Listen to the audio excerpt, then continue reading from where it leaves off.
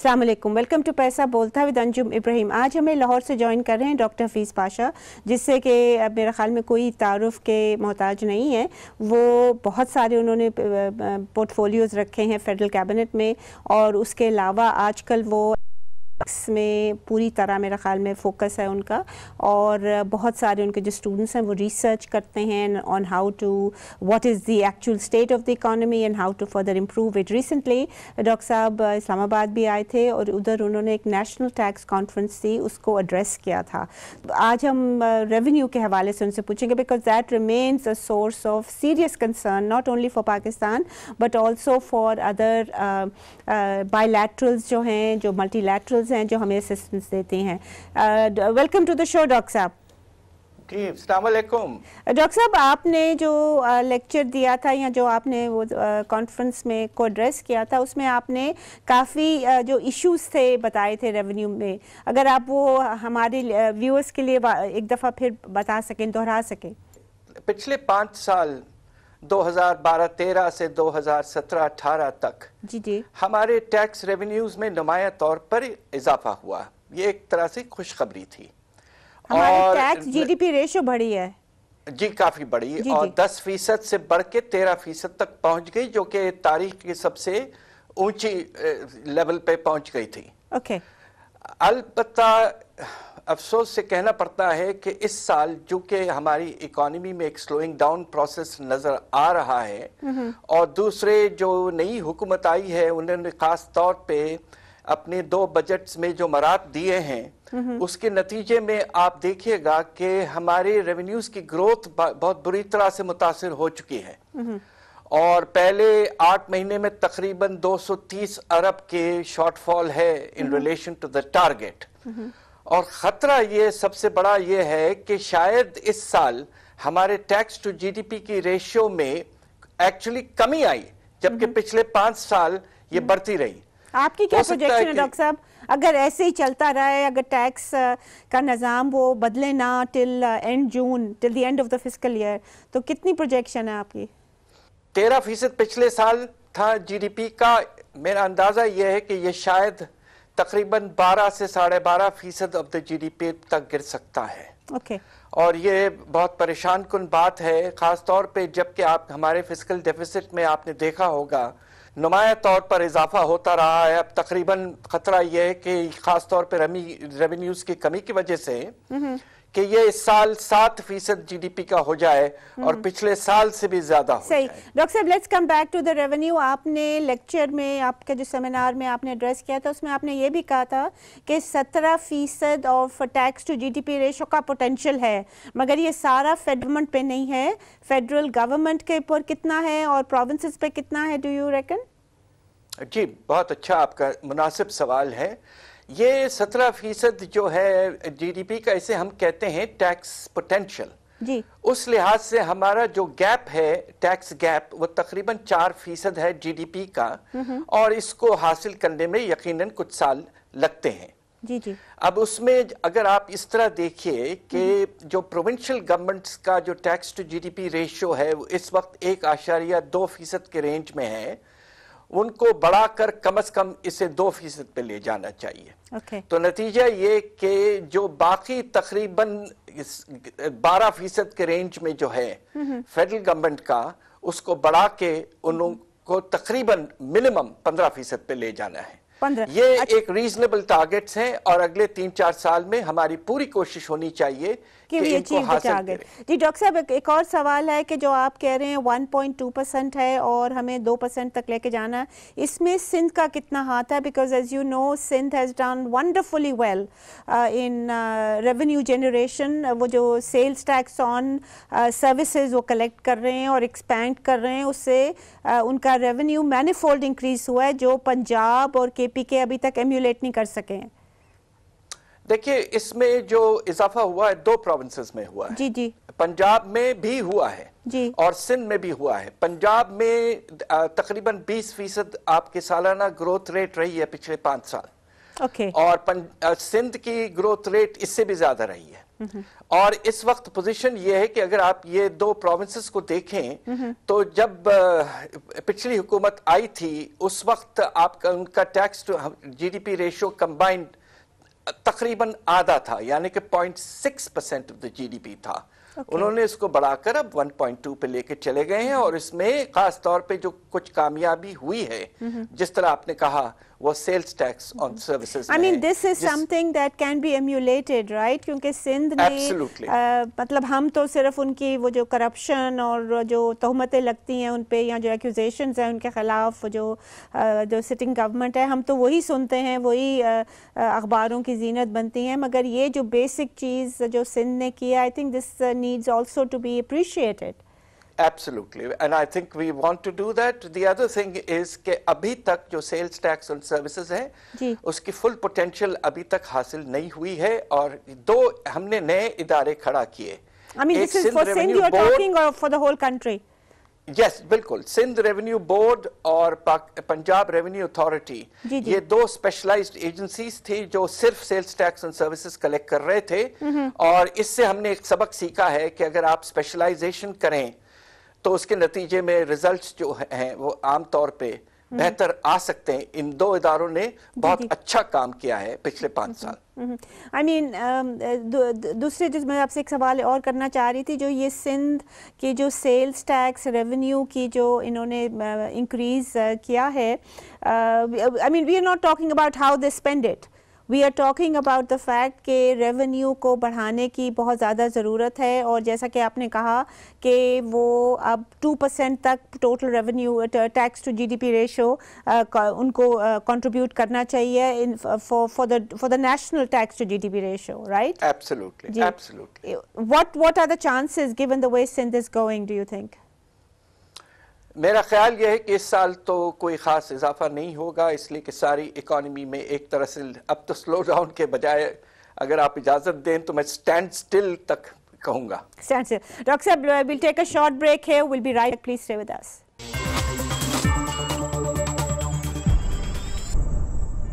Would be sources of revenue in this depressed economic environment.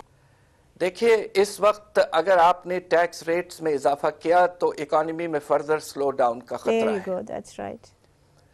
آپ کو کوشش یہ کرنا ہے کہ کسی طرح سے آپ اپنا جال پھیلائیں، اور جو اب آپ یہ سوچئے کہ ہمارا IRS کا ادارہ جو ہے انڈین ریونیو سروس وہ ایک زمانے میں تقریباً 17% کلیکٹ کرتا تھا through audit and placing of demand of income tax revenues, وہ گرا کے اب 8% پہ آ گیا ہے. تو اب اونس ان پہ یہ ہے کہ بھائی آپ کے پاس مختلف سورسز سے انفارمیشن آ رہی ہے، آپ خدا کے لیے اب انفارمیشن ٹیکنالوجی کی طرف جائیے. فوراً ہمارے پاس ایک ادارہ بھی موجود ہے پرال کے نام سے، اور اب آپ کوشش کریں تو ندرا سے بھی اپنا کمپریشن اسٹیبلش کریں، اور کوشش کریں کہ ڈیٹیکٹ کریں ایویژن اور کیچ کریں. میں سمجھتا ہوں کہ اس کے نتیجے میں کم از کم آپ تقریباً 150 سے 200 ارب اور اٹھا سکتے ہیں. تو کوشش یہ ہونی چاہیے کہ improve your audit system. Doctor صاحب پر ایئر کی بات کر رہے ہیں؟ جی انکم ٹیکس کی بات کر رہا ہوں. جی بٹ پر ایئر آپ کہہ رہے ہیں کہ اگر آڈٹ ہو تو پر ایئر 1.5 سے 200 پر ایئر ایکسٹرا. جی بالکل تقریباً 150-200 بلین کے قریب ہو سکتا ہے، اور وہ زیادہ سے زیادہ 10% ہے آپ کے ریونیوز کا. اور یہ جو پرٹیکولر ہے ڈاکٹر صاحب جو آپ نے ریکمینڈ کیا ہے آڈٹ کا، یہ تو as you know this will be fully supported by the International Monetary Fund اگر ہم پروگرام میں چلے جاتے ہیں، because this is something that they keep on talking about, right? Absolutely, and they have suggested. اور یہ جو government ہے ان کا جو منشور ہے یا end to end corruption to bring everybody into the tax net, اس میں بھی یہ جیل کر جائے گا. I mean this like this could be the way اور forward. آپ کو 2-3 چیزیں کرنے ہیں. جی ایک تو آپ کو کم از کم 10% آف دا ریٹرنز آڈٹ کرنا ضروری ہے. اب اس وقت یہ گر کے صرف 5% پہ رہ گیا ہے. صحیح. دوسری طرف ہم کہتے ہیں ٹیکنیکل ایکسپریشن ہے جس کو ہم کہتے ہیں کہ رسک بیسڈ آڈٹ کرنا، یعنی کہ آپ یہ پتہ کر لیں کہ کس طرح کے لوگ زیادہ لائکلی ہیں کہ وہ ایویٹ کریں اور ان کی کریں زیادہ. اور تیسری چیز जो पेयर्स जब आप पहली दफा रिटर्न फाइल करें तो उन्हें आप एक इंसेंटिव दें और कहें कि पहले 3 साल हम आपका ऑडिट नहीं करेंगे। तो इस तरह हो सकता है कि फाइलर्स में इजाफा हो और आपके टैक्स निज़ाम में ब्रॉड बेसिंग आगे चल पड़ी। Okay. इसकी क्या लाइक्लीहुड है? I mean, आप तो गवर्नमेंट सर्कल्स में भी बाज़ औक़ात मूव करते हैं. What is the likelihood that the government is considering this about audit? Because if you remember, जो पहला अमेंडमेंट था जो असद उमर साहब ने पेश किया था पार्लियामेंट में, and which obviously is now approved, amendment to the finance bill 2019, उसमें उन्होंने 93 बिलियन रखा था from audit. So that was risk based audit. This was जो आपने जो तीनों ऑडिट्स गिनवाए उन सब के मिला के उन्होंने कहा था through the use of technology हम 93 बिलियन करेंगे। उसमें डॉक्टर साहब अभी तक कोई खातिर खा कुछ भी किटी में भरा नहीं है। जी नहीं हुआ है, और इसलिए मैं कह रहा हूँ कि IRS has to be made responsible for achieving a target. IRS बहुत बड़ा इदारा है हमारा। ये सेल्स टैक्स, कस्टम्स ड्यूटी तो खैर कस्टम्स वाले कलेक्ट करते हैं, बाकी taxes, income tax, sales tax ये कलेक्ट करते हैं, और ये एक बहुत बड़ा इदारा है, inland revenue service. The time has come to ask them to do much better. The last few years they have slackened. Okay. The other thing I wanted to ask you is कि एक तो आपने कर दिया कि audit की वजह से अगर ऑडिट 10% कर लें तो we should be able to generate 150 to 200 billion rupees more. दूसरी जो वो है, गालिबन आपने जब ये कॉन्फ्रेंस को एड्रेस किया था तो आपने कोई डेडिकेटेड टैक्सेस की भी बात की थी। जी, मैंने ये कहा था कि ख़ास तौर पे हमारे प्राइम मिनिस्टर साहब और पिछले चीफ जस्टिस साहब ने ये बात बहुत एम्फसाइज किया था, मुनासिब तरीके से एम्फसाइज किया था कि हमारे यहाँ टू 2025 तक सिवियर वाटर शॉर्टेज का खतरा है। तो इसलिए उन्होंने एक फंड भी क्रिएट किया for Diamer Bhasha and Mohmand dams, और उसमें तकरीबन 10 अरब रुपए आ चुके हैं, और इसमें हमें अपने कौम के जो लोगों ने कंट्रीब्यूट किया है उनका शुक्रिया अदा करना है। अलबत्ता ये अमाउंट इनसफिशिएंट है, और मेरा सजेशन ये है कि हम जो गैस इंफ्रास्ट्रक्चर डेवलपमेंट सेस है वो फेल हो गया एज ए टैक्स, और उसकी ईयर मार्किंग नहीं हो पाई, तो उसको आप रिमूव करें और उसके बरक्स आप वाटर रिसोर्सेज सेस ले आए और उसका रेट हो 2% ऑन ऑल टैक्सेस। उसके नतीजे में इंशाल्लाह 80 अरब कलेक्ट कर लेंगे आप। जी डॉक्टर साहब, let's take a short break here, we'll continue where we left off. Please stay with us if you can.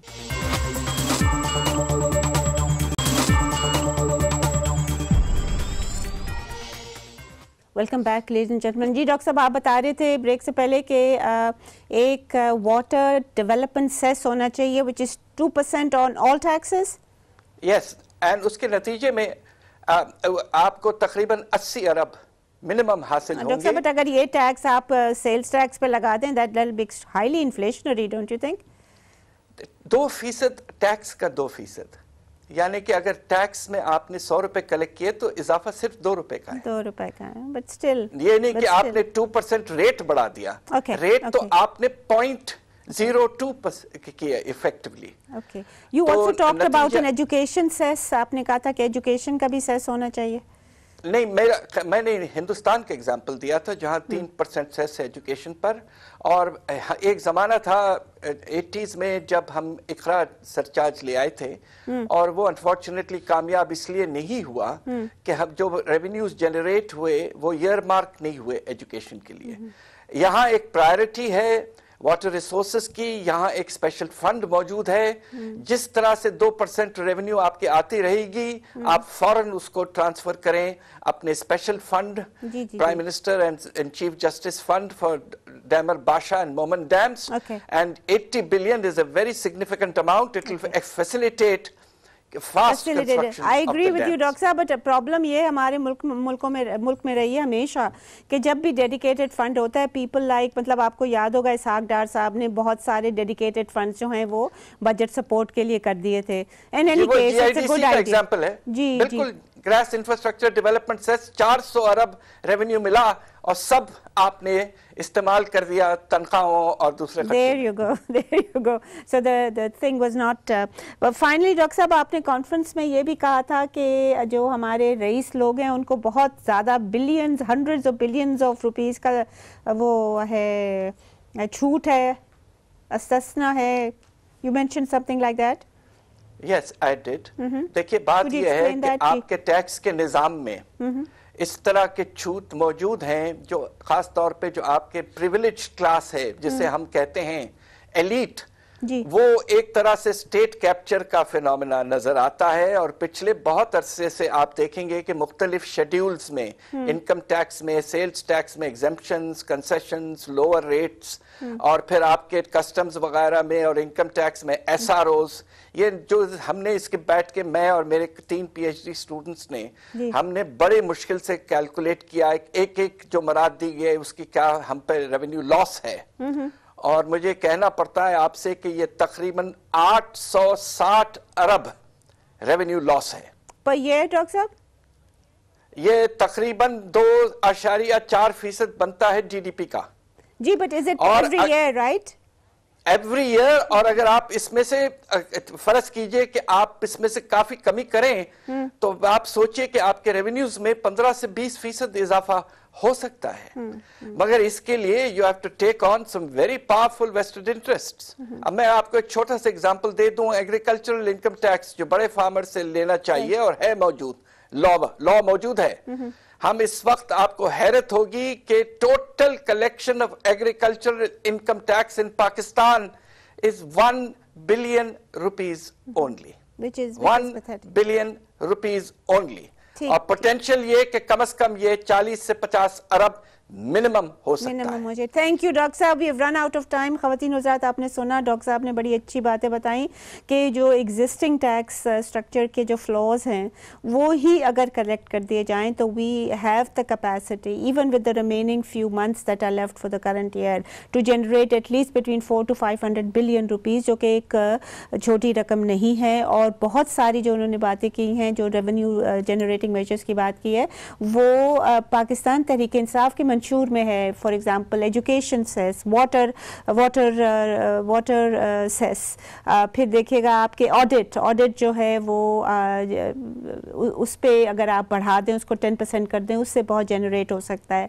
And finally जो डॉक्टर साहब ने कहा कि जो एलीट को हम छूट देते हैं, और जो स्टैट्यूटरी रेगुलेटरी ऑर्डर्स की भी उन्होंने बात की, SRO जिसे कहा जाता है, उससे कि स्पेसिफिक जो ग्रुप्स हैं, जो मतलब the manufacturing whatever the specific targeted सब सेक्टर को छूट जो दी जाती हैं, अगर वो ही ख़त्म कर दें, this is again something that international monetary fund will fully support.